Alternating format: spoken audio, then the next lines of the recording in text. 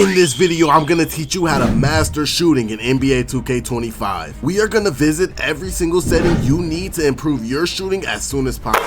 And we're even gonna go over a couple jump shot release points so you can master your shot. I have tested all of these settings so you don't have to, and I'm going to be revealing to you the very best settings and cues you can use to improve your shooting right now. Shooting has been a very controversial topic in 2K25, with some people even saying it's impossible to actually master. From rhythm shooting to button shooting to the many shot profiles in between, it can be confusing. I'm going to walk you guys through everything so you have a clear understanding of how shooting works in NBA 2K25. As always, leave a like and subscribe if you like this type of content and you want more. See you guys in the video. Starting out, we're going to address the elephant in the room in 2K25. To acknowledge the elephant in the room.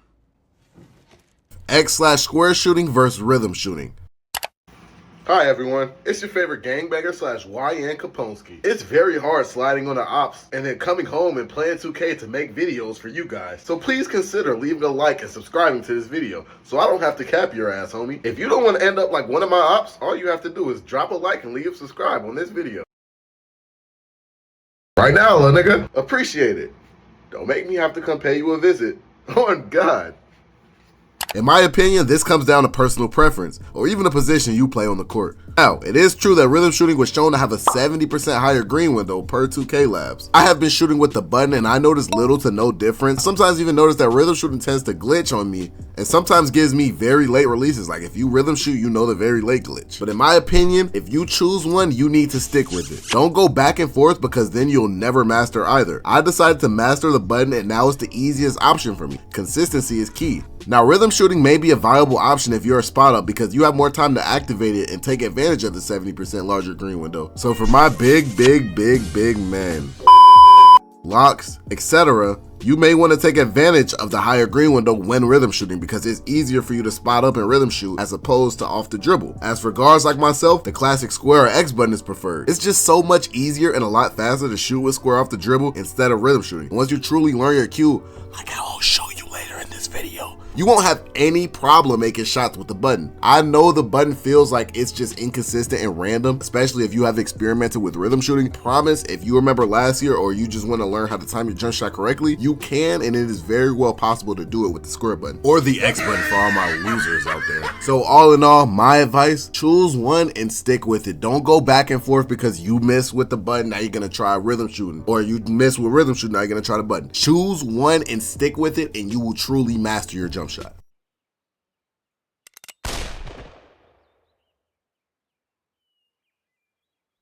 He was on my ground.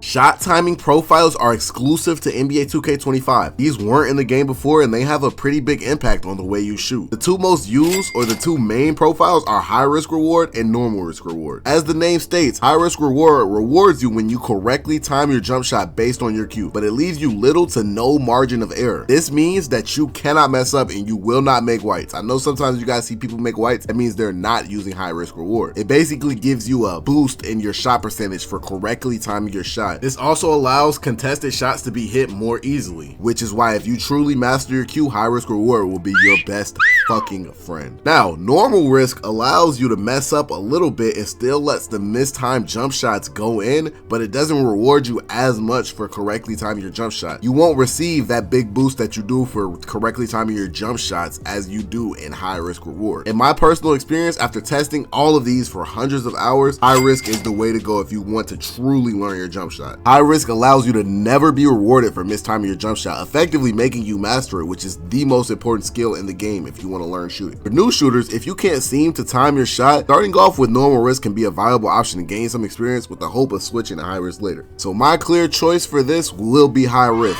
But again, personal preference does play a part. If you feel like you shoot better with normal risk, statistics do show that you will shoot better with high risk, but some people feel comfortable with making those whites and they just got comfortable with that. So if that's how you feel, then go ahead and be my guest. Couldn't be me though, that's just all I'm saying. As for the other settings, we have low risk reward, no player percentage, and difficulty based shooting. These are options. If you feel you have a lot of latency, they can really help you. If you're lagging or something of the sort, then they can really assist you. But other than that, there isn't really much that these settings can do for you. Wheel player percentage is actually useful for layups because you know in this motherfucking game how you can miss a wide open layup like I'm in the NBA. I'm the best fucking prospect of all time. Why am I missing a wide open layup? But for shooting, you really aren't timing it. So players tend to avoid these settings because they really aren't helping you get better at shooting. It's really based on the game and how they feel if your shot wants to go in. All in all, these are all the new shot timing profiles in NBA 2K25 with my recommendation being high risk reward. Of course, I also recommend if you just can't get that down to go to normal risk with the intention of changing to high risk once you think you learned your jump shot. On to the visual cue section. This is the most important aspect of shooting and something you absolutely need to focus on the most if you seriously want to improve your jump shot. No matter what, if you can time your visual cue, you can make any and every single shot you take, regardless of the green window shift that we notice in this game and regardless of the different shot timings you have. And we know everybody complains about shot timings, but what I have learned is if you just look at your cue every single time you shoot, you won't miss. The shot timings won't affect you because you're going to be releasing the ball based on your cue. Keep in mind, the only cue that matters is the one you set to your jump shot. The one in your settings is for other game modes such as my team or anything of the sort. Starting off, we have push, one of the most popular cues. Push was really nice in NBA 2K24. When you have your jump shot set to push, you're going to want to release the ball when the player begins to push the ball out the top of his hand, aka when his wrist starts to flick. This can be very noticeable, which is why it was a fan favorite in NBA 2K24. It was just so silky smooth. Another very popular visual cue is release, and in my opinion, it has taken the throne for the best cue this year. This is when you let go of square when the player begins to release the ball from his hand, like when he begins to let go of that motherfucker. This is a bit slower than push, but it's still easy to time. Set point is when your player is set at the top of their jump shot. Some people really enjoy set point. I haven't really found it to be that consistent in my own experience, but feel free to experiment if push or release doesn't work for you. Now, lonely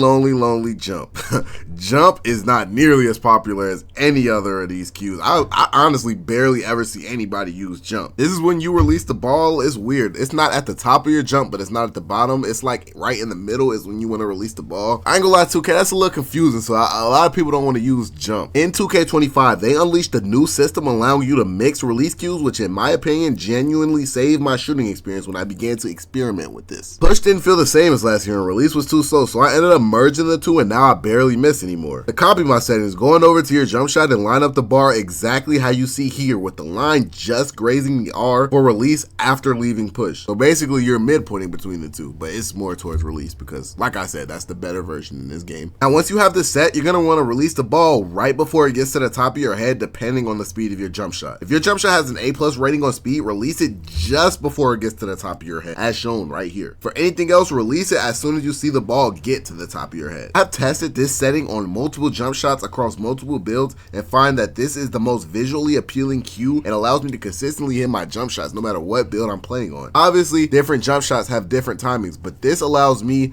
to genuinely feel like I have the same timing on multiple jump shots. Again, this works for me, and I have helped a lot of people after they have copied my settings and they have said they feel a lot better with their shooting now. But always feel free to experiment and try your own settings if mine don't work for you. Now we're going to talk about your hot and lethal zones. Getting your hot and lethal zones in NBA 2K25 can boost your shot percentage so much that you might actually be dumb if you choose not to take advantage of this. If you don't know, there is a gem on the map where you can go complete some drills to basically boost your shot percentage and give you certain spots on the court where you have either hot or lethal shooting spots. This allows you to green more shots when shooting in those zones because it gives your green window a boost, making it bigger, making the shot just essentially easier to time. To take advantage of this, work your way over to the art of shooting gem on the map as you can see right here and change your shot timing profile to normal risk, so if you feel you messed up a little bit, the shot still has a chance of going again against this guy because this challenge can be difficult at times. Make sure to change the setting back after. Choose the 3-week challenging and simply just outshoot this fucking bot. I'm not gonna lie, I hate this guy. Sometimes he be wanting green shit and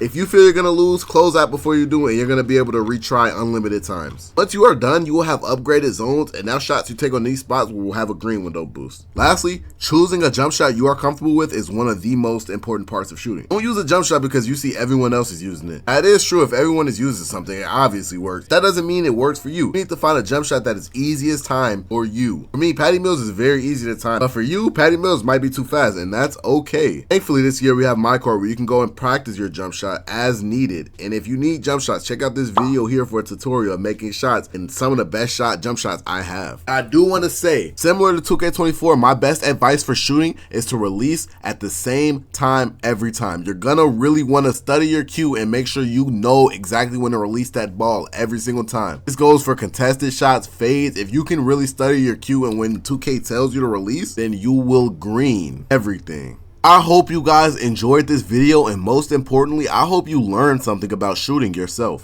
Wait, not shooting yourself, but like shoot. Man, you know what the fuck I mean. Leave any suggestions in the comments and make sure to like and subscribe so I can continue to bring you guys videos like this. Like no, for real, please like and subscribe. Making these videos ain't easy, man. I am a nursing student. I am in college. I'm busy. Please leave a like and fucking subscribe, please. As always, see you guys in the next video. Peace.